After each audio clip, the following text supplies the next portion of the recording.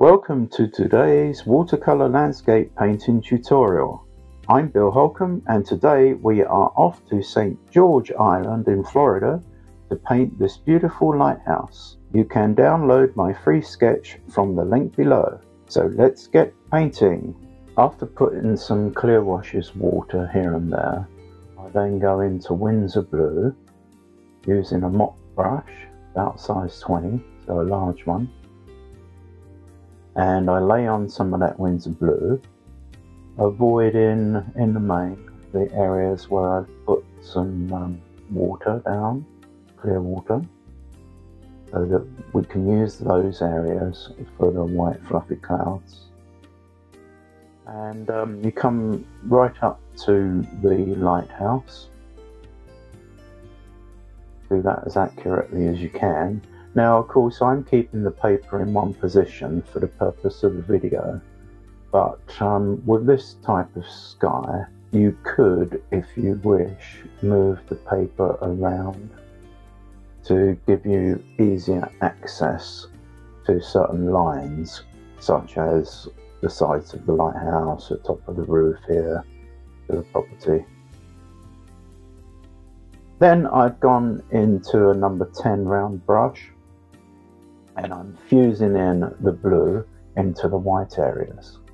And as we get closer to the horizon, at the bottom, middle to bottom part of the picture there, near the properties and the lighthouse, as we get down there, we just lighten those areas with the blue. We don't make them too intense. So go around the lighthouse as best you can. The top of the lighthouse will be a dark colour, so you don't need to worry about avoiding that.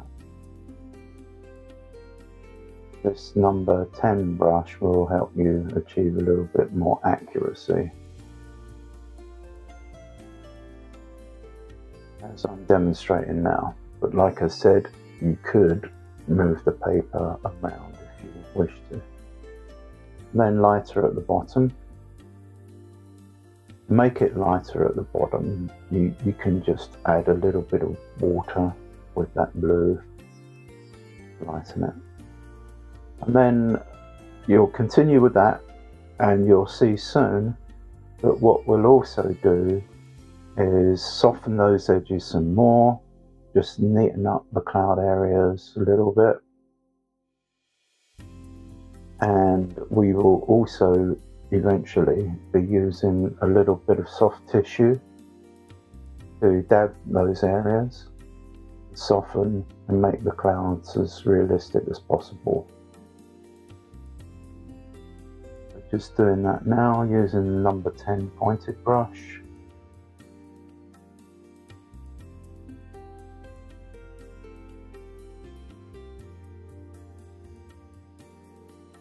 You'll get used to painting these clouds, skies with these types of clouds. There are tutorials on my site, on my channel, for painting clouds. So I do recommend that you look at those tutorials as well.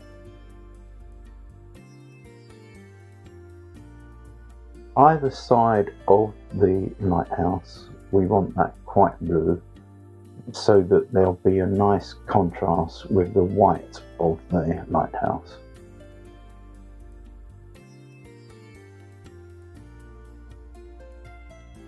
Where you can see through the glass at the top there, I've added a little bit of faint blue colour, because it'd be peering through to the sky. Now for the very dark colour at the top there, rather than using black straight from a tube, I've got a mixture of the Windsor Blue and light red. If you do that, you can achieve a good black colour, one that is a little bit varied rather than too stark. If it's straight from the tube, I find it comes out a bit too stark and jumps out. Use your smallest brush here. You can use a number 2 to get by with it, or even smaller if you have it available. just for the little shutters around the windows.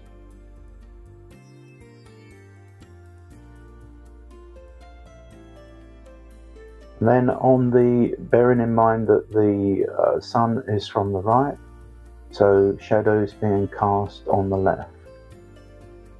So there you just paint a very light shadowy colour on the left, on the right of the lighthouse, your mixture of Windsor Blue and light red.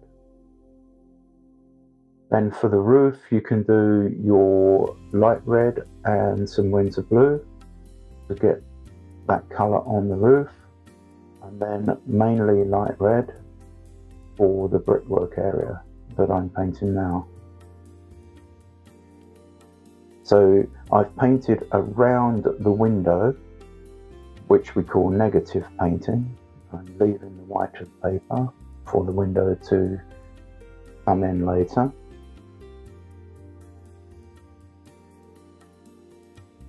And I'm also painting around some of the trees there. Also negative painting. And this is the English style of transparent watercolour painting, where we leave the whites of the paper for our whites. I think it's much more effective, because when you use a body colour like a Chinese white or something, it's very obvious and it jumps out at you, whereas using the white of the paper is more natural, I think more effective, whenever you can do so. On the various palm trees you can use a mixture of your Windsor yellow, perhaps a touch of the sap green, although the sap green is very strong, so use little of it. Please remember to like and subscribe as well.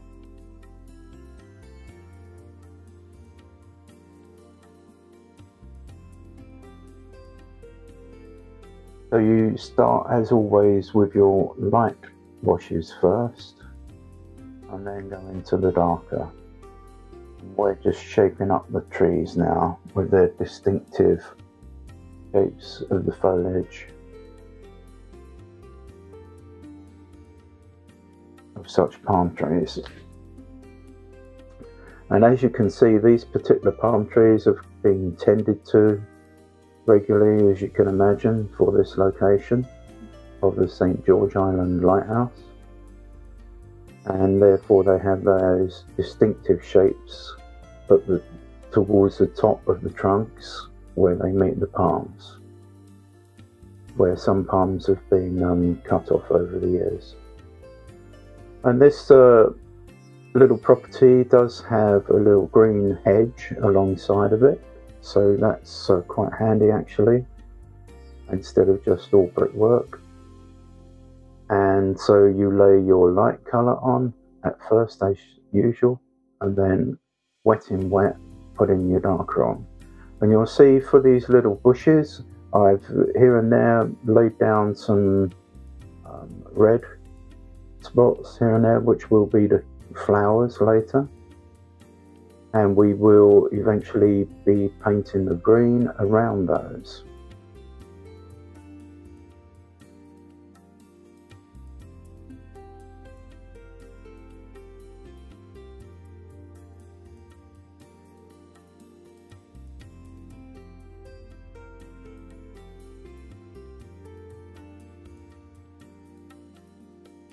Remembering again that the light is coming from our right, so casting shadows on the left.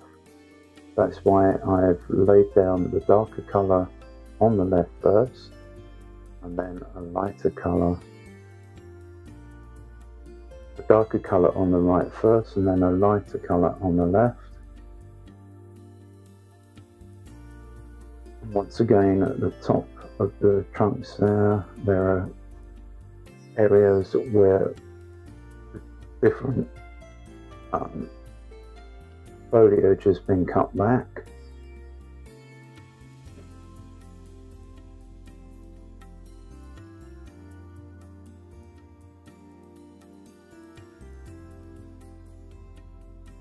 This part of the painting these trees and that, I think takes the longest really, because you're trying to make sure that the shapes are as good a representation as possible of what the trees are in reality. So it's a little bit fiddly, but easy enough to do. Just takes time. And of course it's something that you could practice as well on a spare piece of paper. I do recommend that whenever you're able to have some little spare squares of paper, and you can practice doing things like this with trees and so forth, and you can also be practicing your colour mixes, and then use that spare piece of paper to see how they come out, and you'll get used to knowing what strength of colour to mix up. Some of these colours require very little to achieve what you're aiming for.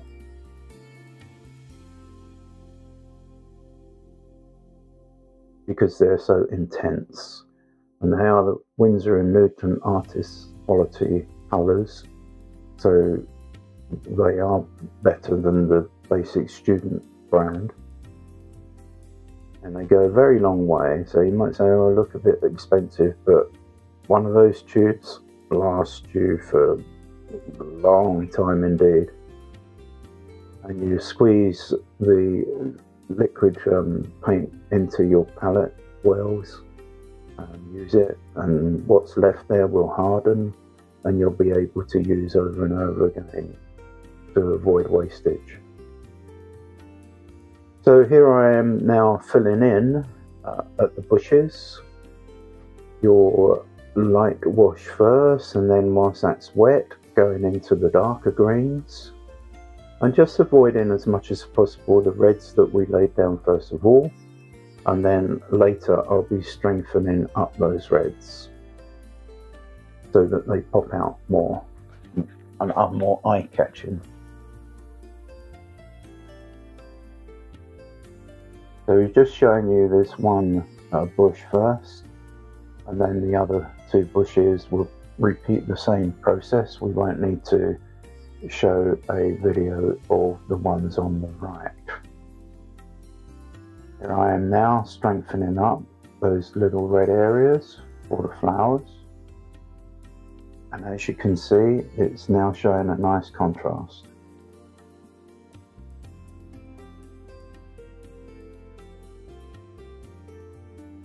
Thankfully there is a little path, and this is useful because it helps lead us into the painting. And this is just your light red, a weak version of it. Use one of your smaller brushes.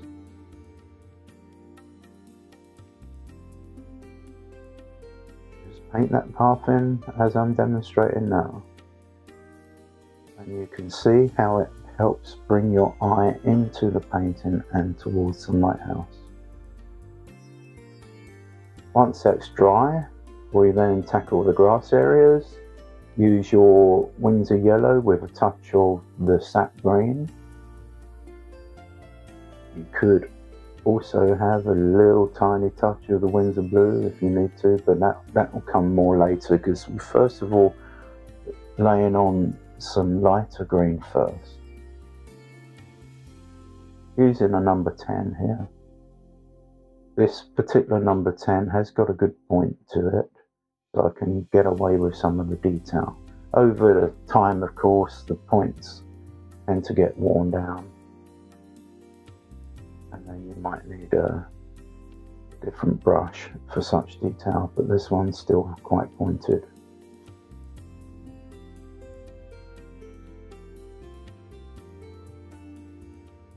So we're laying down the light greens first, and we're adding some water here and there so we can cover the area as much as possible. And then we'll be doing a darker version of the green, starting at the bottom, the foreground area, closest to the bottom of the painting, and working our way up. Please remember to like and subscribe, because if you do so, we'll notify you of future videos. And we're happy for you to make comments and make suggestions on future tutorials that you'd like to see.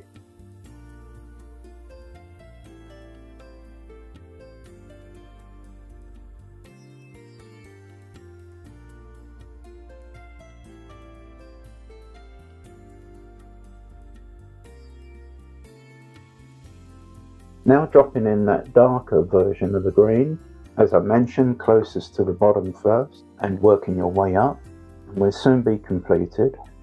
As once we finish that and it's dried, we then drop in, semi-dried I should say, as you can see it's fusing a little bit, we're then dropping in some shadow areas, and this shadow would not be a grey colour. The shadow is picking up the colour of the grass, so drop that in, the dark green. And here we are completed. Thanks for watching. I hope you've enjoyed that, and we'll see you next time.